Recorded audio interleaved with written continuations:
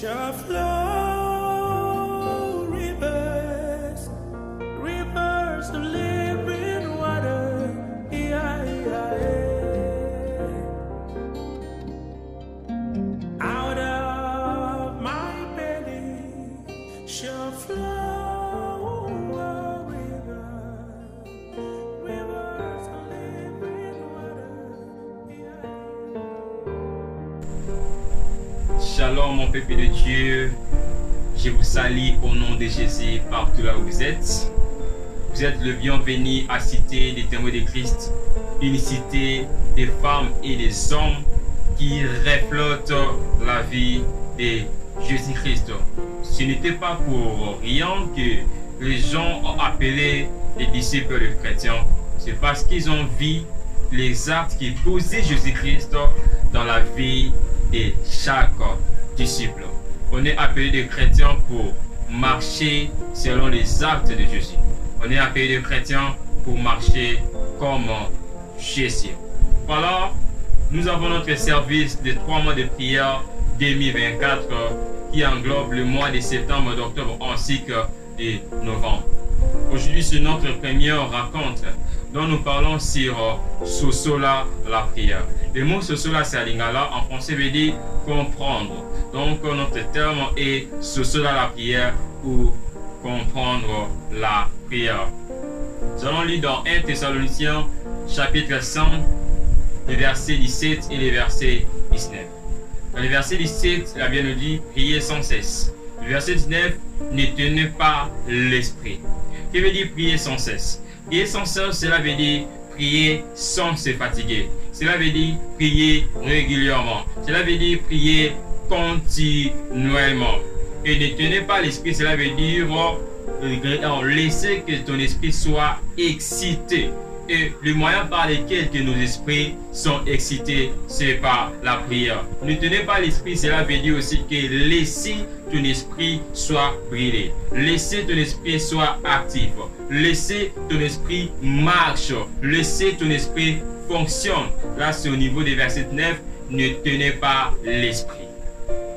Ce n'était pas pour rien que nous avons organisé ces 3 mois de prière. C'est pour que nos esprits soient disposés. C'est pour que nos esprits soient actifs. C'est pour que nos esprits soient prêts par la tentation diabolique, satanique. C'est pour que nos esprits soient forts. Alors, nous allons comprendre aussi c'est quoi la définition de la prière. C'est quoi la prière? La prière, ce n'est qu'une communication spirituelle entre celui qui croit avec son Dieu. La prière, c'est une conversation entre celui qui a la foi avec celui qui consomme la foi. Nous les chrétiens, Jésus-Christ est les consommateurs de la foi. La prière, c'est une conversation entre nous et Seigneur Jésus-Christ, ou le Dieu le Père, à travers la foi. C'est par la foi que nous arrivons à communiquer avec le Père. C'est par la foi que nous arrivons à avoir l'exaucement avec le Père. Nous allons lire dans Matthieu 26, le verset 41. Veillez et priez afin que vous ne tombez pas dans la tentation. L'esprit est bien disposé, mais la chair est faible. La prière, c'est une question de l'esprit et non de la chair. Et même avec la tentation, c'est une question de l'esprit et non de la chair. Le diable vient nous tenter spirituellement et non charnellement. Il vient nous tenter spirituellement, mais les actes se posent physiquement. Mais tout a commencé du niveau spirituel. Tout a commencé dans les esprits. Veillez et priez afin que vous ne tombez pas dans la tentation. L'esprit est bien disposé, mais la chair est faible. L'esprit est bien disposé, mais la chair est faible. La Bible nous recommande de rester prudent. La Bible nous recommande de rester éveillé, de ne plus endormir.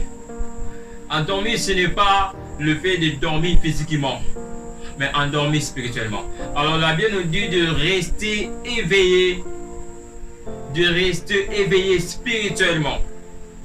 Que nos yeux de nos esprits restent ouverts, de rester prudent, de rester prudent, de rester prudent. La prière, c'est une question des choses spirituelles et non des choses charnelles. On fait la prière dans l'esprit et non dans la chair. Apôtre Paul disait que la chair ne sait pas prier, mais c'est dans l'esprit que nous arrivons à bien exprimer, que c'est dans l'esprit que nous arrivons à bien faire la course de la foi. C'est dans l'esprit que nous arrivons à bien faire notre combat spirituel. Qui veut dire tomber. Le mot tomber, cela signifie cesser de régner. Lorsqu'il avait dit veillez et priez afin que vous ne tombiez pas dans la tentation, le verbe tomber veut dire cesser de régner. Lorsque tu es tombé dans la tentation, ta règne ou ta domination prend fait. Directement, le diable prend possession sur ta vie. Directement, tu es sous le contrôle des démons. Tomber veut dire être déchu. Tomber veut dire être renversé. Une personne qui est tombée spirituellement, c'est une personne qui est renversée par le diable. C'est une personne qui n'a pas le contrôle sur la vie. C'est une personne qui commence à se réagir comme un fou ou une folle. Qui veut dire la tentation satanique? La tentation satanique, c'est une séduction qui pousse au péché et au mal. La tentation satanique, c'est une séduction qui pousse au péché et au mal. Le péché, c'est tout ce que Dieu nous a interdit à ne pas faire. Tout ce que Dieu nous a interdit. Genèse au chapitre 3, le verset 2 à 5. La femme répondit au serpent: nous mangeons des fruits des arbres du jardin, mais quand au fruit de l'arbre qui est au milieu du jardin, Dieu a dit: vous n'en mangerez point et vous ne toucherez point, de peur que vous mouriez. Alors le serpent dit à la femme: vous ne mourrez point, mais Dieu sait que le jour où vous en mangerez, vos yeux s'ouvriront et que vous serez comme de Dieu, connaissant le bien et le mal. Imaginez bien, lorsque Dieu avant que Dieu puisse créer l'homme, il avait nous dit, il disait: créons l'homme en notre image et en notre ressemblance.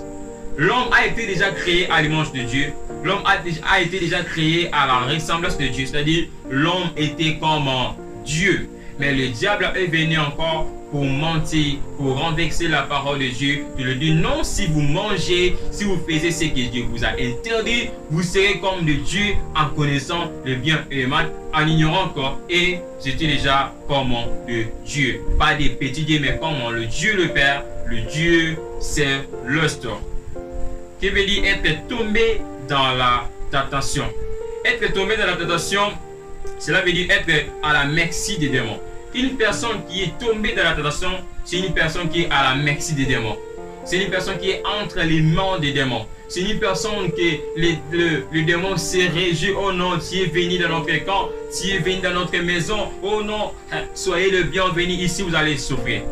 Être tombé dans la tentation, deuxièmement, cela veut dire être sous le pouvoir des démons. Une personne qui est tombée dans la tentation et sous le pouvoir des démons, les démons commencent à voir les contrôles sur la vie. Les démons commencent à les conduire de façon non raisonnable. Tomber dans la tentation, troisièmement, veut dire être sous la domination des diables. C'est-à-dire quoi? Une personne qui est en pécheur, qui ne respecte pas la parole de Dieu, qui vit une vie de péché, il n'a pas la domination sur les démons. Tout ce que les démons vont lui recommander de faire, lui va le faire. Même ici, il prie au nom de Jésus. Pendant que c'est un pécheur, le nom de Dieu n'écoute pas, n'attend pas la prière de pécheur. Qui fait la prière dans nos vies? Matthieu 26, 41. Veillez et priez afin que vous ne tombiez pas dans la tentation. L'esprit est bien disposé, mais la chair est faible. Qui fait la prière dans nos vies? Pourquoi la prière? Quelle est l'importance de la prière? Premièrement, la prière nous aide à ne pas être à la merci des démons. Une personne qui prie, une personne qui a fait la prière comme un style de sa vie, c'est une personne qui n'est pas à la merci des démons. C'est une personne que le démon ne peut pas le prendre entre ses mains. Qui fait la prière dans nos vies? La prière nous aide à voir les pouvoirs sur les démons. Si Jésus-Christ chassait les démons, si Jésus-Christ avait les pouvoirs sur les démons, parce que Jésus-Christ était un homme de prière. La Bible nous montre très clair que Jésus-Christ, chaque matin, il se levait pour aller prier. Il se levait il partait vers la prière pour aller prier. Qui fait la prière dans nos vies? Troisièmement, la prière nous aide à voir la domination sur les démons. Une personne qui prie n'est pas sous la domination sur les démons, mais il est sur la domination sur les démons. Il domine les démons. Il a la domination sur les démons. Sa parole a l'impact sur les démons. C'est une personne qui peut chasser les démons. C'est une personne qui peut maudire le démon. La prière fait partie du repas spirituel, chers bien-aimés. La prière fait partie des repas spirituels pour renforcer l'énergie de nos esprits afin de résister à la tentation. Des membres que notre corps a besoin de manger à chaque fois. Des membres que notre esprit aussi a besoin de manger à chaque instant. Et puis le repas de l'esprit, c'est la méditation, la prière, ainsi de suite. Aujourd'hui, nous parlons sur la prière. Voilà, c'était la fin de notre sujet sur la prière. En français, comprendre la prière. Nous allons directement entrer dans la conduite des prières parce que c'est notre 3 mois de prière. Après la prédication ou l'exhortation, nous allons toujours partir dans la prière. Nous avons des sujets de prière à faire. Les premiers sujets, nous allons dire à Dieu, Dieu Tout-Puissant, donne-nous la force de prier régulièrement au nom de Jésus-Christ. Dieu Tout-Puissant, donne-nous la force de prier au nom de Jésus-Christ. Isaïe chapitre 40, le verset 9. Il donne de la force à celui qui est fatigué et il augmente la vigueur de celui qui tombe en défaillance. Notre Dieu, c'est un Dieu qui donne de la force à celui qui est fatigué. La Bible nous dit, ce n'est ni par la puissance ni par la force, mais c'est par son esprit, du l'Éternel des armées. Prions. Dieu Tout-Puissant, donne-nous la force de prier régulièrement. C'est toi la source de nos forces. C'est toi la source de la force de prier, Seigneur. Ce n'est pas à notre force ni à notre puissance que nous allons se mettre à prier régulièrement, Père de gloire. C'est pour cela que nous sommes venus chez toi pour demander, quand tu dis, tu donnes à quiconque demande. On donne à celui qui demande, Seigneur. Nous demandons, Seigneur, à toi, Seigneur, la force de prier régulièrement. Tu es la source de la force, notre Dieu. Seigneur, ce n'est pas par nos intelligences que nous allons arriver de prier fortement. Ce n'est pas, Seigneur, par nos connaissances, notre Dieu, mais c'est par ta force, Père de gloire. Nous voulons la force de prier régulièrement au nom de Jésus. Donne à chacun la force de prier régulièrement, Seigneur. Que la prière, Seigneur, soit un style de vie, Seigneur, pour sa vie au nom de Jésus-Christ. Merci, Père de gloire. Nous allons directement entamer notre deuxième sujet de prière. Dans notre deuxième sujet de prière, nous allons dire, Seigneur, au nom de Jésus-Christ, que tout ce qui nous empêche de prier régulièrement soit détruit. Seigneur, au nom de Jésus-Christ, que ce qui nous empêche de prier régulièrement soit détruit. Nous prions au nom de Jésus. Seigneur, nous venons au nom de Jésus. Car tu nous dis, tous genoux fléchissent dans les cieux, sur la terre et sous la terre. Seigneur, Jésus-Christ a réussi les noms au-dessus de tous les noms. Père, au nom de Jésus, que tout ce qui nous empêche de prier régulièrement, que ce soit le péché, l'orgueil, le doute, le relation, Seigneur, notre entourage, notre habitude, notre caractère, Seigneur, que ça soit détruit maintenant par le nom puissant de Jésus-Christ. Oh Seigneur, au nom de Jésus, que tout ce qui nous empêche de prier régulièrement soit détruit. Que tout ce qui nous empêche de prier régulièrement soit détruit. Demandez à Dieu de détruire toutes choses qui t'empêchent de prier régulièrement. De détruire toutes choses qui t'empêchent de ne plus vivre une vie de prière dans le nom de Jésus. Détruis le Père, Seigneur. Détruis le Père, Seigneur. Que ça soit détruit par le nom puissant de Jésus. Et bien sûr, les Seigneur, Père de gloire, nous te disons merci parce que tu te prêtes, Seigneur, pour écouter et exaucer nos prières. Merci pour l'exaucement des prières de chacun ce soir. Oh Seigneur, que ton nom soit loué, célébré puissamment. On ne sait pas comment on peut te bénir, Seigneur. Que nos âmes bénissent ton nom, Seigneur. Que nos âmes n'oublient aucun bien, Seigneur, dans nos vies. Dans le nom précieux de Jésus-Christ, nous avons ainsi prié.